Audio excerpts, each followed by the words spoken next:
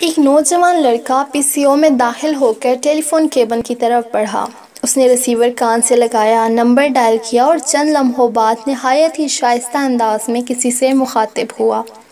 اس کی گفتگو کا انداز اتنا نرالا تھا کہ PCO کے مالک سے رہا نہ گیا اور وہ اس لڑکے کی گفتگو بڑے انہماک سے سننے لگا۔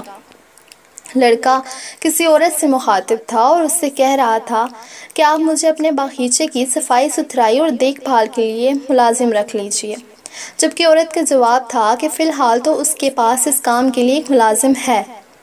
لڑکے نے اصرار کرتے ہوئے اس عورت سے کہا کہ میں آپ کا کام آپ کے موجودہ ملازم سے آدھی اجرت پر کرنے کے لیے تیار ہوں۔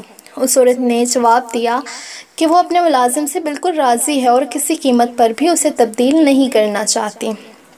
اب لڑکا باقاعدہ التجا پر ہی اتر آیا اور عاجزی سے بولا کہ میں باغیچے کے کام کے علاوہ آپ کا گھر کے سامنے والی گزرگاہ اور فٹ پاتھ کی بھی صفائی کروں گا اور آپ کو کبھی شکایت کا موقع نہیں دوں گا، بس مجھے ایک موقع دے دیں۔ اور اس بار بھی اس عورت کا جواب نفی میں تھا۔ لڑکے کے چہرے پر ایک مسکراہٹ آئی اور اس نے فون بند کر دیا۔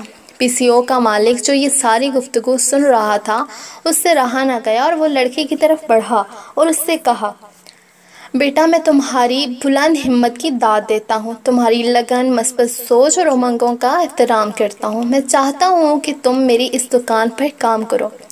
لڑکے نے اس کی طرف مسکرا کر دیکھا اور کہا، انکل آپ مجھے کام نہیں چاہیے، میں تو صرف اس بات کی تصدیق کرنا چاہ رہا تھا کہ میں آج کل جو کام کر رہا ہوں کیا اس کا معیار قابل قبول ہے بھی یا نہیں، اور میں اسی عورت کے پاس ملازم ہوں جس کے ساتھ میں ٹیلی فون پر گفتگو کر رہا تھا۔